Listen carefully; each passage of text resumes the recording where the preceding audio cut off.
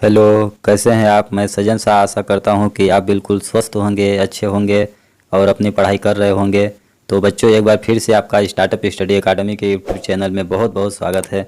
तो चलिए बच्चों, हम अपनी लर्निंग स्टार्ट करते हैं विथ स्टार्टअप स्टडी के साथ। देखिए बच्चों, आज हम लोग पढ़ेंगे एनसीईआरटी की गणित कक्षा 7वीं। ठीक। अध्याय 1 क्या दिया गया है? पूर्णांक, इंटीजर्स। ठीक। इसका आज हम लोग इंट्रोडक्शन पढ़ेंगे। तो देखिए बच्चों, इस चैप्टर में जो भी कॉन्सेप्ट्स, टॉपिक, महत्वपूर्ण बिंदु दिए गए हैं उनके बारे में आज हम लोग डिस्कशन करेंगे। इससे क्या होगा कि जब भी आप इस पर आधारित उदाहरण, प्रश्नावली के प्रश्नों को हल करेंगे तो उनके जो भी कंसेप्ट्स होंगे वो आपको ऑलरेडी आते होंगे, तो वो क्वेश्चन आपके लिए बिल्कुल आसान हो जाएंगे, इजी लगने लगेंगे। तो चलिए हम लोग स्टार्ट करते हैं।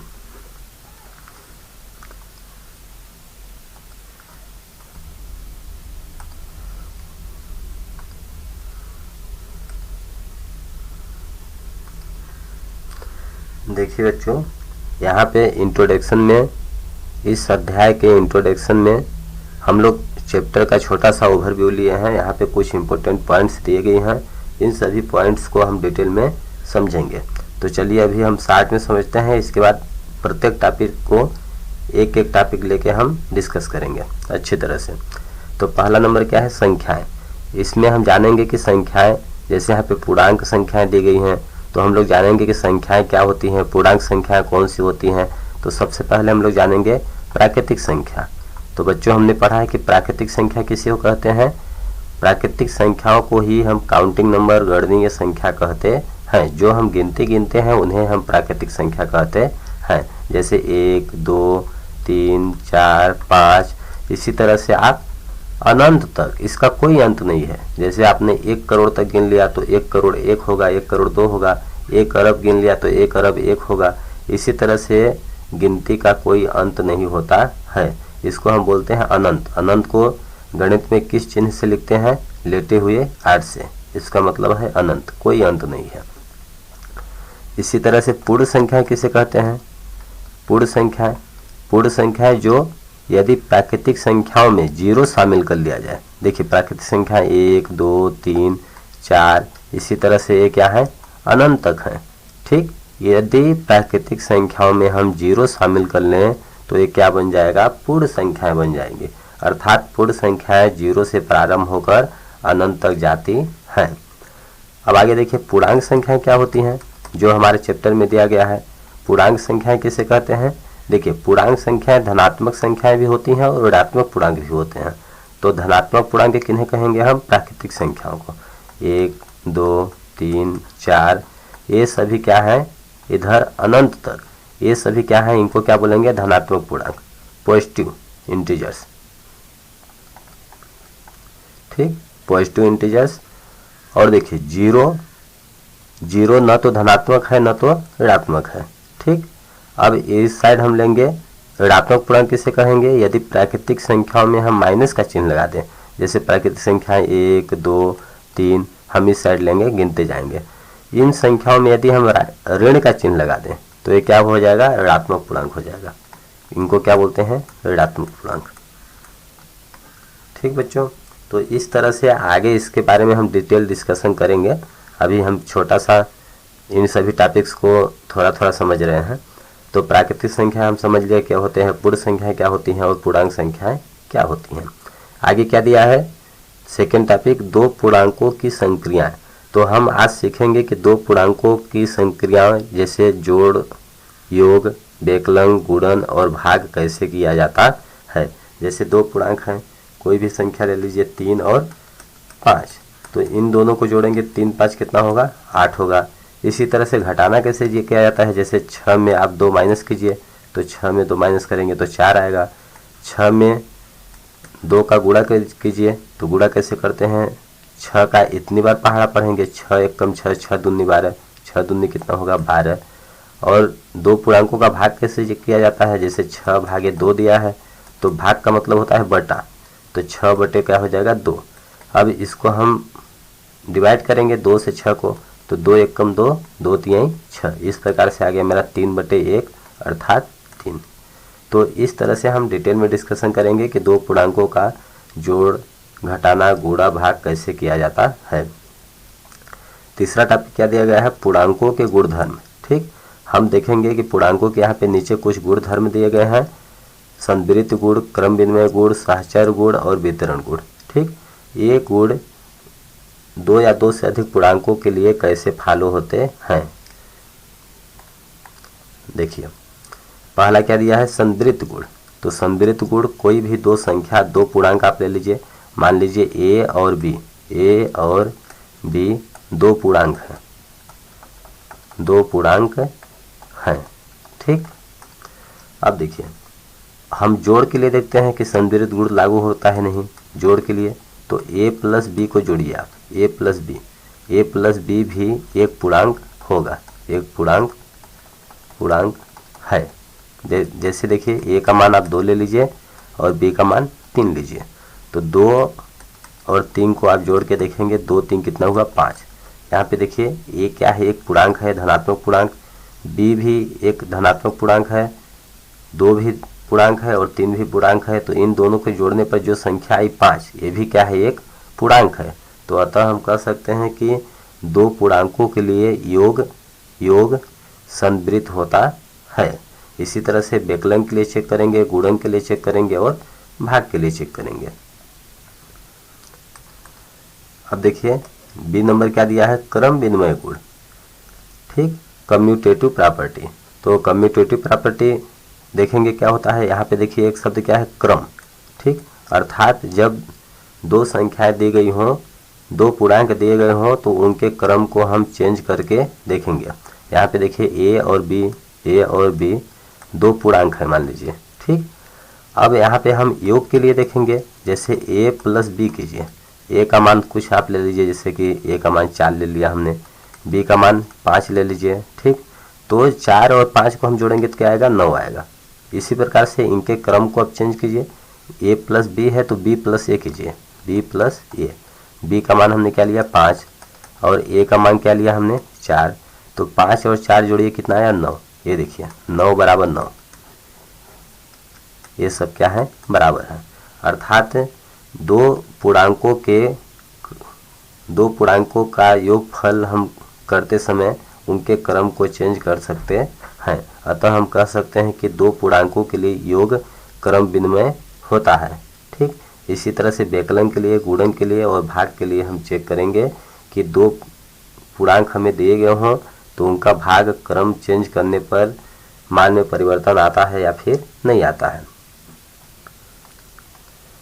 अब आगे देखिए क्या है, साहचर एसोसिएटिव प्रॉपर्टी क्या होती है। देखिए साह यहाँ पे एक शब्द है, साह मतलब साथी, मतलब साथी। ठीक, यदि हमें दो या दो से अधिक पूर्णांक दिए गए हों, जैसे 3 पूर्णांक यहाँ पे दिए गए हैं a, b और c, ये क्या है, पूर्णांक है।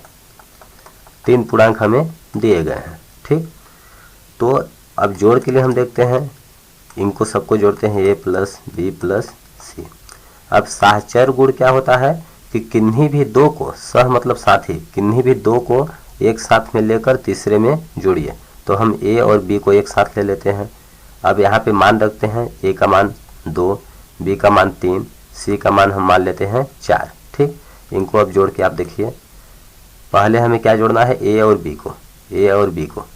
तो a b को जोड़ेंगे, 2 प्लस 3 कितना होगा, 5 होगा, प्लस 4 बराबर कितना होगा, 5 4 कितना होगा, 5 4 कितना होगा, 9 होगा। ठीक, देखिए 5 4 9 हो गया। अब साहचर गुण क्या कहता है कि किन्हीं भी दो को साथ में लेके तीसरे में जोड़िए। हमने a और b को साथ में ले लिया, इनको हल करने के बाद फिर c में जोड़ा। अब इसी को हम b और c को साथ में लेके देखते हैं क्या होता है, a प्लस बी प्लस सी। अब हम क्या करेंगे, b और c को साथ में लेंगे, इसके बाद a में जोड़ेंगे। तो इनका मान रख दीजिए, a का मैंने 2 माना था, b का 3 और c का 4। अब देखिए 3 4 कितना होगा, 7। अब देखिए b और c को मैंने पहले हल किया, अब 2 में जोड़िए, तो 7 2 कितना हुआ, 9। देखिए 9 बराबर 9 आ गया। अर्थात ये सभी क्या है, बराबर हैं। हम कह सकते हैं कि 3 पूर्णांकों के लिए योग साहचर होता है। इसी तरह से व्यकलन के लिए चेक करेंगे, गुणन के लिए और भाग के लिए, कि 3 पूर्णांक हमें दिए गए हों तो उनका भाग करते समय किन्हीं भी 2 को एक साथ में भाग करके तीसरे में भाग कर सकते हैं या फिर नहीं कर सकते। आगे हम लोग इसके बारे में विस्तृत अध्ययन करेंगे। अब देखिए क्या है, चौथा डी नंबर क्या है, वितरण गुण, डिस्ट्रीब्यूटिव प्रॉपर्टी। डिस्ट्रीब्यूट करने के लिए, ठीक ना, कोई भी चीज़ हमें दिया है उसको वितरित करके देखते हैं। जैसे हमें यहाँ पे पूर्णांक दिए गए हैं a गुणे b प्लस c, इस रूप में हमें दिया गया है व्यंजक। तो इसको हल करने के लिए हम लोग कैसे हल करेंगे, इसको कैसे हम तोड़ेंगे, वितरित करेंगे। यहाँ पे देखिए a गुणा b और c कोष्टक के अंदर है और इसके बाहर क्या है, गुणा है, अर्थात a का गुणा b में होगा, a का गुणा इन दोनों संख्याओं में होगा। ठीक, जब ब्रैकेट ओपन होगा तो a का गुणा b में होगा और a का गुणा c में होगा। तो a का गुणा b में करेंगे तो क्या होगा, a गुणे b। ठीक, अब यहाँ पे प्लस है, प्लस a का गुणा अब c में हम करेंगे तो क्या होगा, a गुणे c। अब देखिए बच्चों, जब इस टाइप का हमें व्यंजक दिया गया हो तो जहाँ पर गुणा और भाग का चिन्ह हो वहाँ पर हम एक पद उसको मानते हैं। इन दोनों संख्याओं के बीच में गुणा का चिन्ह है तो ये क्या कहलाएगा, एक पद कहलाएगा। यहाँ पे देखिए गुणा का चिन्ह है तो ये क्या कहलाएगा, एक पद कहलाएगा। और इस प्रकार के व्यंजक में जहाँ जोड़ और व्यकलन दिख जाए वहाँ से पद अलग हो जाता है। देखिए यहाँ पे प्लस है, प्लस का चिन्ह है तो इन दोनों को, इधर वाली संख्या को अलग कर दिया, इधर वाली संख्याओं को अलग कर दिया, अर्थात इधर एक पद हो गया, एक पद इधर हो गया। अब हम देखेंगे कि इन दोनों पदों में क्या कॉमन मिल रहा है। दोनों में क्या है, a गुणा b, a गुणा c। तो दोनों में a दिख रहा है तो a हम लोग बाहर ले लेंगे, a बाहर ले लेंगे। देखिए a हमने बाहर ले लिया तो क्या बचा, b बचा, प्लस का यहाँ से a हमने बाहर ले लिया तो क्या बचा, c बचा। देखिए हमें इतना बराबर, इसको हमने इस रूप में लिखा और पुनः इसको हम इस रूप में लिख सकते हैं। देखिए पहला वाला हमारा a into B plus C, a into B plus C, यही हमारी संख्या प्राप्त होगी। तो इस तरह से हम कह सकते हैं कि अगर इस रूप में हमें पूर्णांक दिए गए हों तो इनको हम वितरण गुण का प्रयोग करके इन संख्याओं को हम अलग अलग कर सकते हैं। a गुणे b हो जाएगा, a गुणे c हो जाएगा। इसी तरह से यहाँ पे माइनस का चिन्ह रहेगा तो यहाँ माइनस हम लगा देंगे, सिंपल सा। तो इसके बारे में आगे हम लोग डिस्कशन करेंगे कि इसका प्रयोग करके अपने हम कोई भी सवाल हल करते समय कैलकुलेशन को कैसे आसान बना सकते हैं, इसका आगे हम अध्ययन करेंगे। अब अगला टॉपिक क्या दिया गया है, चौथा नंबर, योज्य तत्समक। योज्य तत्समक क्या होता है, एडिटिव आइडेंटिटी क्या होता है। देखिए योग, जब हमें कोई भी पूर्णांक दिया गया हो, ठीक, तो योग और व्यकलन के लिए 0 योज्य तत्समक होता है। जैसे यहाँ पे 2 दिया है, 2 में आप 0 जोड़ेंगे तो क्या आएगा, 2 में 0 जोड़ेंगे तो क्या होगा, 2 ही होगा। ठीक, इसी तरह से 2 में 0 यदि हम घटाएंगे तो क्या होगा, 2 ही प्राप्त होगा हमें। तो हम इस प्रकार से कह सकते हैं कि योग और व्यकलन के लिए 0 क्या होता है, योज्य तत्समक होता है। अर्थात किसी भी पूर्णांक में 0 जोड़ने पर या 0 घटाने पर उस पूर्णांक में कोई प्रभाव नहीं पड़ता है, वही संख्या प्राप्त होती है। जैसे हमने यहाँ पे कोई संख्या ले लिया 7, 7 में हम 0 जोड़ेंगे तो हमें 7 ही प्राप्त होगा। ठीक, इसी तरह से 7 में यदि हम 0 घटाएंगे तो हमें 7 ही प्राप्त होगा। अर्थात योग तथा व्यकलन के लिए 0 क्या होता है, योज्य तत्समक होता है। इसी तरह से गुणात्मक तत्समक हम देखेंगे क्या होता है। गुणात्मक तत्समक, मल्टीप्लिकेटिव आइडेंटिटी, तो हम एक संख्या जो एक है, एक किसी भी पूर्णांक के लिए एक गुणात्मक तत्समक कहलाता है। कोई भी पूर्णांक लीजिए, जैसे 7 में आप 1 का गुणा कीजिए तो क्या आएगा, 7 एकम 7 ही आएगा। देखिए यहाँ पे हमने संख्या 7 लिया था और यहाँ पे भी 7 ही आया। इस प्रकार से हम कह सकते हैं कि किसी भी संख्या के लिए, किसी भी पूर्णांक के लिए एक क्या कहलाता है, गुणात्मक तत्समक कहलाता है। अर्थात किसी भी संख्या में 1 का हम गुणा करने पर कोई प्रभाव नहीं पड़ता है, 1 का गुणा किसी भी संख्या में हम कर सकते हैं। यहाँ पे अगर 8 लिखा है, 8 तो हम गुणा में 1 लगा सकते हैं, कोई प्रभाव नहीं पड़ेगा, क्योंकि 8 एकम 8 ही आएगा। चलिए अब इन सभी टॉपिक्स का हम डिटेल में अध्ययन करते हैं।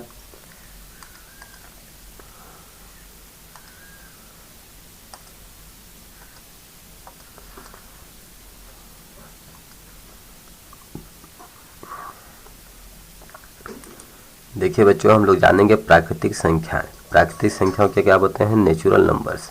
हम लोग जानेंगे नेचुरल नंबर्स क्या होता है, गणनीय संख्या क्या होती है, वह संख्याएं जो एक से प्रारंभ होकर अनंत तक जाएं, जैसे 1 2 3 4 5 6 इसी तरह से अनंत तक। तो वह संख्याएं जो एक से प्रारंभ होकर अनंत तक जाती हैं उन्हें हम प्राकृतिक संख्याएं कहते हैं। पूर्ण संख्या किसे कहते हैं? Whole numbers. होल, यहाँ पे देखिए एक शब्द क्या है? होल। होल, और होल हम जानते हैं कैसे होता है? ऐसे होता है, जीरो की तरह। तो हम परिभाषित इसको कैसे करेंगे? वह संख्याएं जो जीरो से प्रारंभ होकर अनंत तक जाएं। ये देखिए यहाँ पे जीरो से प्रारंभ होकर 1 2 3 4 5 6 इसी तरह से अनंत तक जाती हैं, उन्हें हम पूर्ण संख्याएं, होल नंबर्स कहते हैं। पूर्णांक संख्याएं किसे कहते हैं? देखिए, इससे पहले एक संख्या रेखा है, यहाँ पे हम एक संख्या रेखा बना लेते हैं। ये देखिए रेखा है, ठीक। अब बीच में हम लिख देते हैं जीरो। यहाँ पे देखिए बीच में क्या लिखा गया है? जीरो।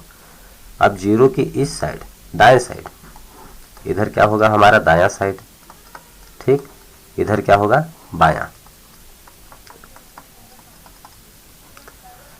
अब देखिए जीरो के दायां साइड हम क्या लेंगे? ये धनात्मक पूर्णांक लेंगे। 1 2 3 4 5 6 7 8 इसी तरह से प्राकृतिक संख्याओं को हमने लिख दिया। ये कहाँ तक जाएगा? अनंत तक हम लिख सकते हैं, ठीक।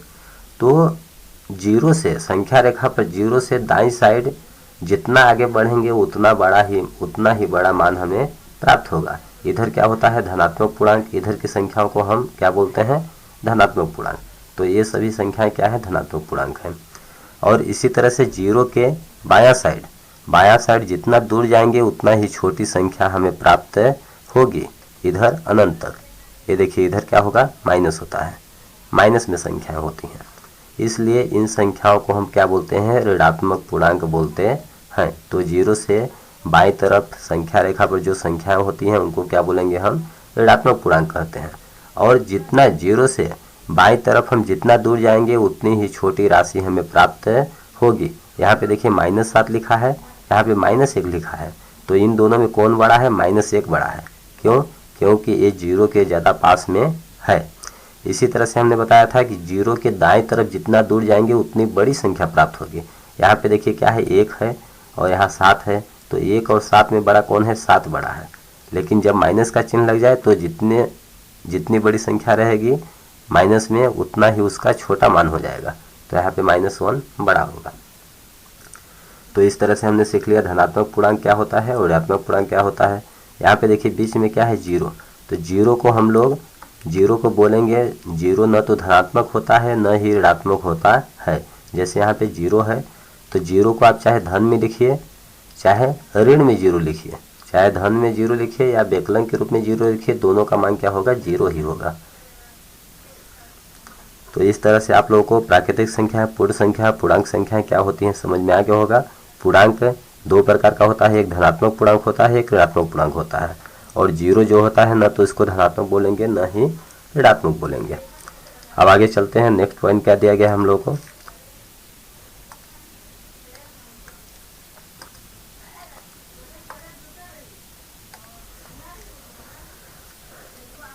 अब देखिए दोस्तों, दो पूर्णांकों का जोड़ या व्यकलन हम करना सीखेंगे, ठीक। दो पूर्णांकों को कैसे जोड़ा जाता है, उनका घटाना कैसे, घटाव कैसे किया जाता है।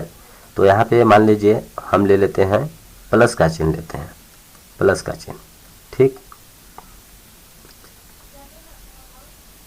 इस प्लस के चिन्ह को हम मान लेते हैं कि ये क्या है?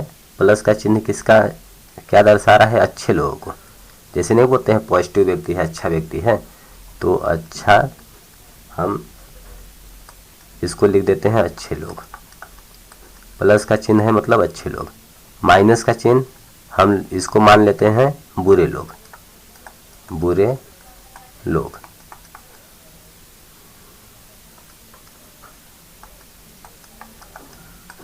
ठीक, ये क्या है, बुरे लोगों को दर्शा रहा है।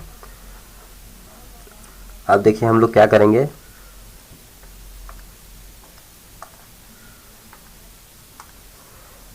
यहाँ पर जैसे देखिए दो पूर्णांकों का जोड़ और घटाना कैसे किया जाता है हम लोग यहाँ पे सीखते हैं।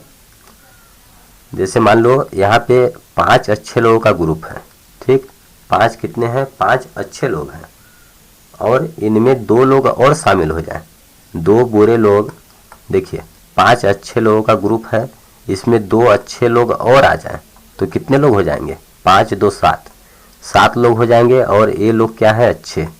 इस प्रकार से हमने क्या देखा कि यदि संख्या प्लस में हो और दूसरी संख्या प्लस में हो तो इन दोनों को क्या करते हैं, जोड़ते हैं, और चिन्ह किसका लगाएंगे, जोड़ का, जोड़ेंगे।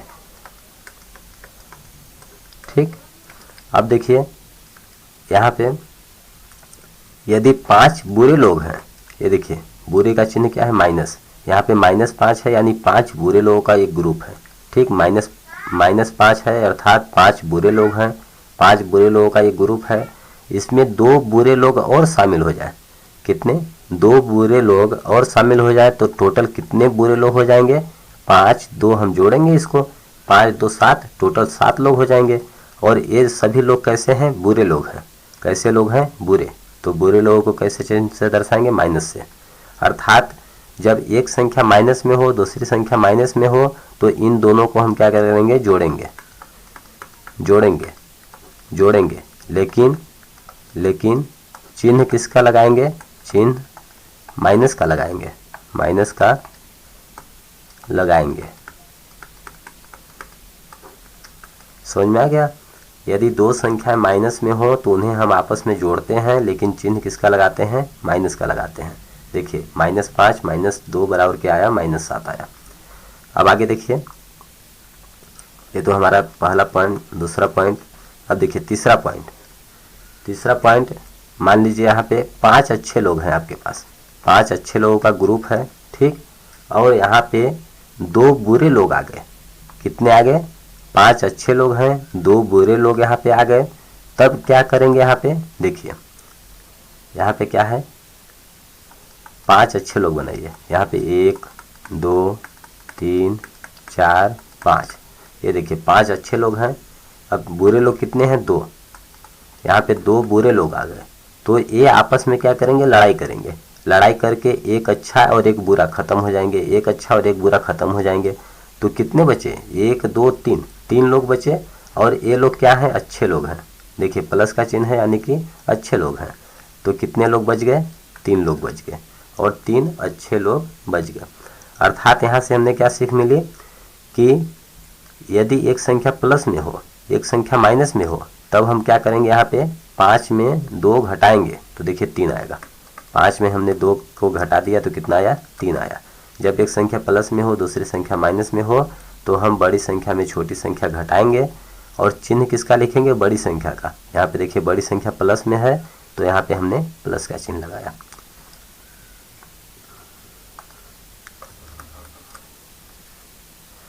अब आगे देखिए, अर्थात यहाँ पे हम क्या लिखेंगे, जब एक संख्या प्लस में हो, एक संख्या माइनस में हो, तब घटाएंगे,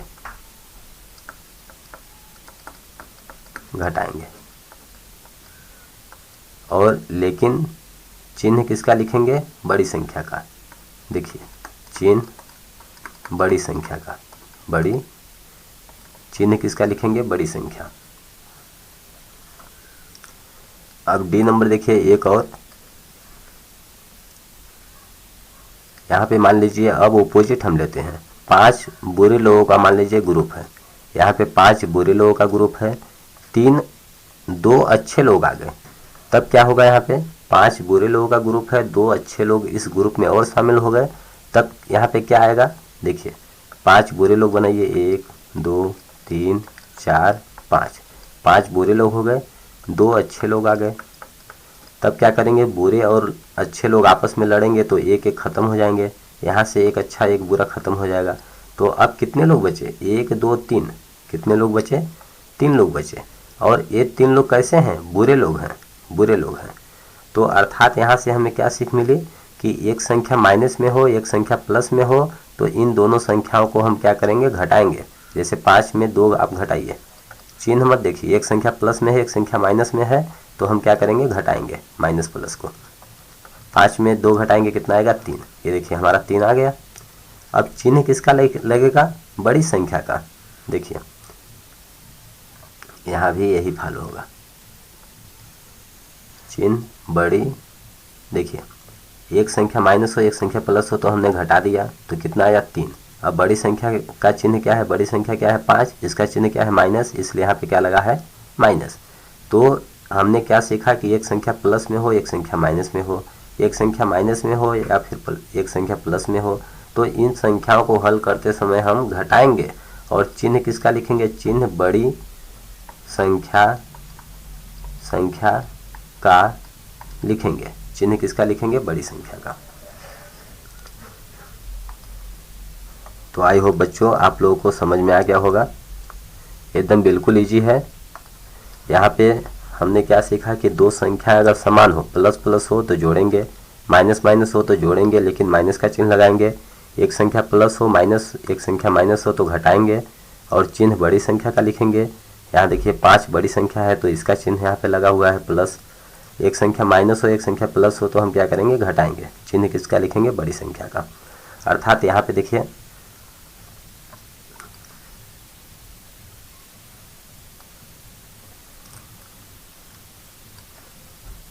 अब देखिए, अर्थात प्लस प्लस और प्लस, प्लस प्लस क्या होता है, अगर प्लस प्लस आए तो हम क्या करेंगे, प्लस, ठीक।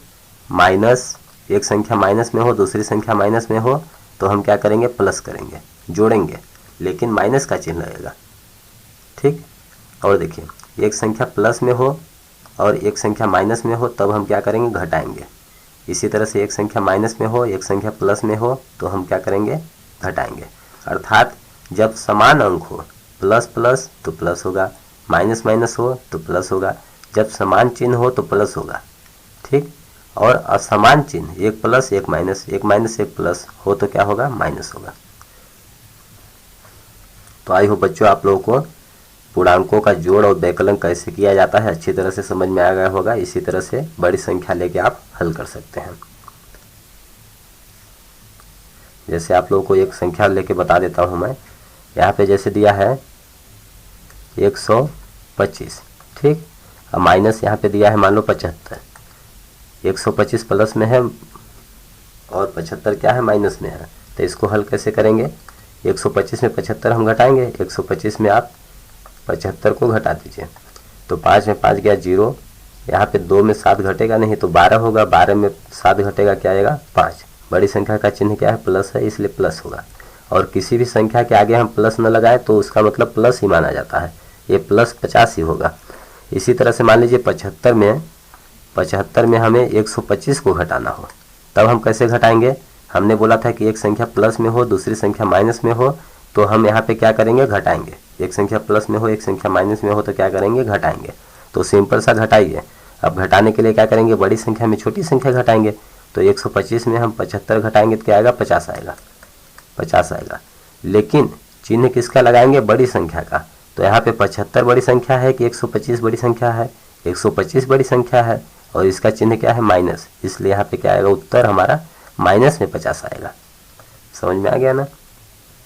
तो इस तरह से हम लोग दो पूर्णांकों का जोड़ और घटाना करते हैं।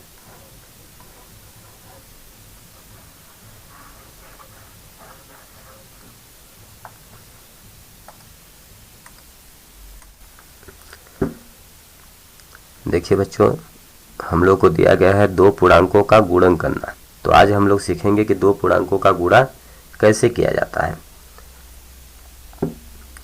ठीक। जैसे मान लीजिए हम आज देखेंगे कि दो पूर्णांकों के चिन्हों का उत्तर पर क्या प्रभाव पड़ता है।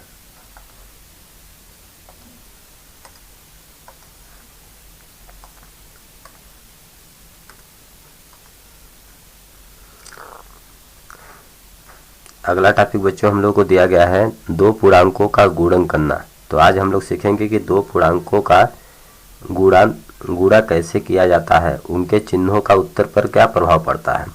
तो देखिए यहाँ पे कुछ चिन्ह दिए गए हैं।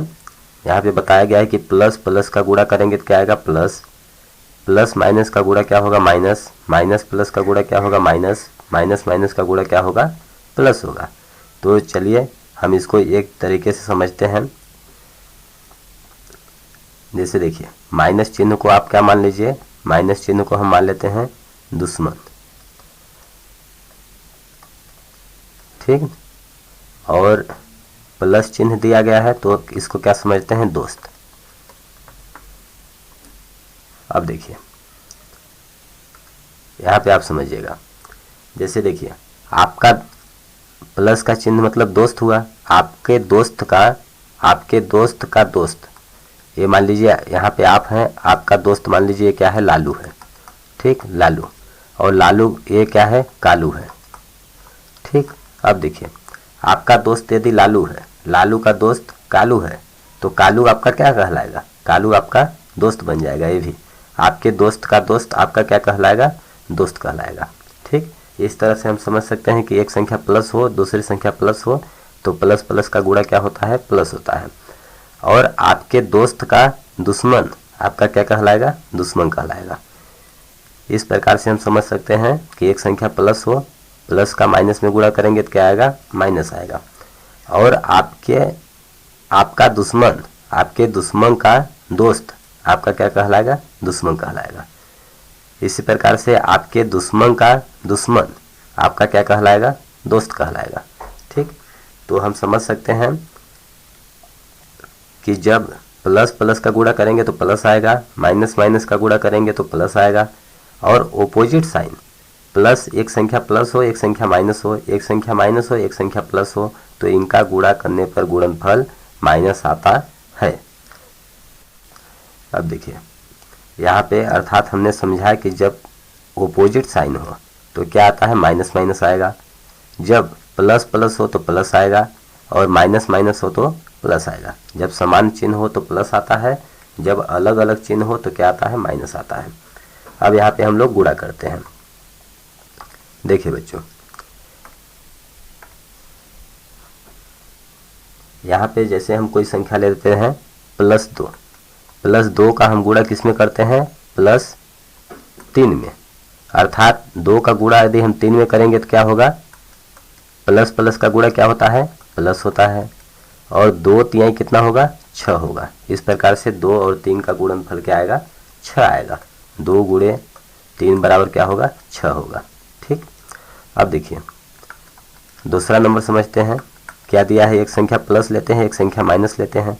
तो मैंने प्लस ले लिया 2 और इसका गुणा हमने कर दिया -3 में, तब मेरा उत्तर क्या आएगा। देखिए पहले प्लस और माइनस का गुणा क्या होता है, प्लस माइनस का गुणा क्या होता है माइनस।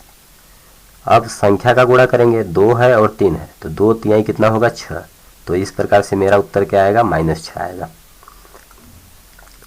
अब देखिए सी नंबर हम लोग करते हैं।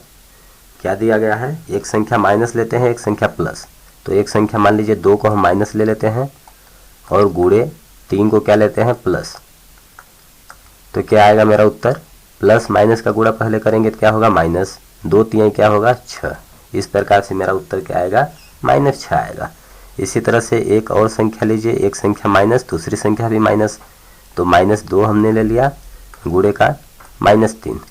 अब देखिए मेरा उत्तर क्या आएगा, माइनस माइनस का गुणा पहले हम करेंगे चिन्ह का गुणा, तो माइनस माइनस का गुणा क्या होता है प्लस होता है, तो प्लस आ गया। 2 और 3 का गुणा करेंगे, 2 तिहाई कितना होगा 6 होगा। इस प्रकार से -2 -3 का गुणनफल +6 होता है। अब देखिए बच्चों आगे हम लोग सीखते हैं कोई बड़ी संख्या लेके, जैसे हम लेते हैं 25 गुणे 3, ठीक। तो यहाँ पे देखिए 25 के आगे कोई भी चिन्ह नहीं लगा है, इसका मतलब क्या है 25 प्लस में है। हम आपको बता दें कि यदि कोई संख्या लिखी गई है उसके पहले कोई भी चिन्ह नहीं लिखा गया है तो क्या माना जाता है, प्लस माना जाता है। तो अर्थात यहाँ पे क्या है 25 क्या है प्लस में है और 3 भी क्या है प्लस में है, तो इन दोनों का गुणनफल क्या होगा, जो संख्या आएगी प्लस में आएगी। तो गुणा कीजिए, 3 × 5 = 15 की 5, हाथ की 1, 3 दूना 6, 1 7, कितना आएगा 75, प्लस में आएगा। और यदि देखिए एक संख्या पे माइनस हो जाए, कितना आया मेरा, गुणा करने पर 75 आया। अब देखिए 25 को यदि हम माइनस ले लेते हैं, एक संख्या माइनस में हो गई, एक संख्या प्लस में हो गई, तो एक संख्या माइनस में हो, एक संख्या प्लस में हो, तो चिन्ह कितना कैसा आता है, माइनस का चिन्ह आता है।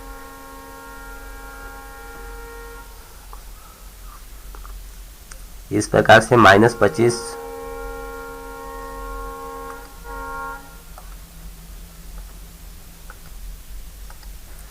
इस प्रकार से बच्चों देखिए एक संख्या माइनस में हो और एक संख्या प्लस में हो तो इनका गुणनफल माइनस प्लस का गुणनफल क्या होता है, माइनस होता है। तब मेरा उत्तर किस में आएगा, माइनस में आएगा। ठीक, यदि देखिए दोनों संख्याएं -25 हो -3 हो तो पहले आप माइनस का चिन्ह ध्यान न दीजिए, पहले 25 में 3 का गुणा करेंगे तो क्या आएगा, 75 आएगा। ठीक, और एक संख्या माइनस में हो, दूसरी संख्या भी माइनस में हो, तब इनका गुणनफल क्या होगा, देखिए माइनस माइनस का गुणनफल क्या होता है, प्लस होता है। तब मेरा उत्तर क्या आएगा, +75 आएगा। इस प्रकार से आप बड़ी संख्या लेके हल कर सकते हैं। देखिए बच्चों, यह हमें जानना बहुत ज़रूरी है, क्योंकि हम प्रश्नों को हल करते समय चिन्हों का ध्यान नहीं देते हैं, प्लस माइनस का ध्यान नहीं देते हैं। इसी प्लस माइनस की वजह से मेरा उत्तर गलत आ जाता है। तो एक छोटी सी गलती बहुत बड़ी हमारे पूरे प्रश्न को गलत कर सकती है। तो इन चिन्हों का हमें विशेष ध्यान देना है कि कहाँ पे प्लस लगेगा, कहाँ पे माइनस लगेगा। तो बच्चों, हमें उम्मीद है कि इस वीडियो के सभी टॉपिक्स क्वेश्चंस आपको अच्छी तरह समझ में आ गए होंगे।